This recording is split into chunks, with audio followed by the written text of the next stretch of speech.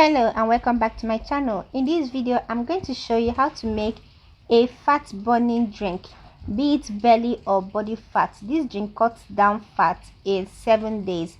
For this drink we need 1 cinnamon stick, slices of lemon, slices of cucumber.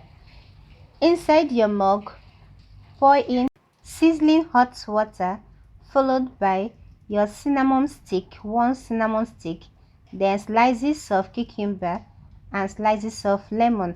I made use of 4 slices of cucumber and 4 slices of lemon.